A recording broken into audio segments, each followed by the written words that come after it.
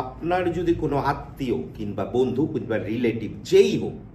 মালয়েশিয়ার যে কোনো ডিটেনশন ক্যাম্পে আছে, আপনি সর্বপ্রথম যেই কাজটা করবেন, আপনার এই ব্যক্তি কোন ক্যাম্পে আছে এবং ওনার বডি নাম্বার কত, সেটার জন্য আপনার কি করতে হইব, আপনার কোনো দালাল ফইরা কিংবা কোনো এজেন্সির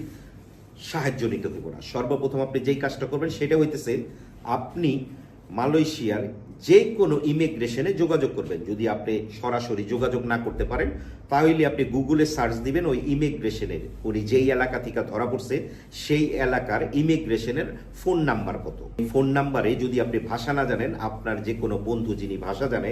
ওনারে দিয়া ফোন করাইবেন, ওনার পাসপোর্ট নাম্বার ওনার নাম বললেই ইমিগ্রেশনের পঙ্গাট কোয়াশার থেকে আপনার বডি নাম্বার এবং কোন ক্যাম্পে আছে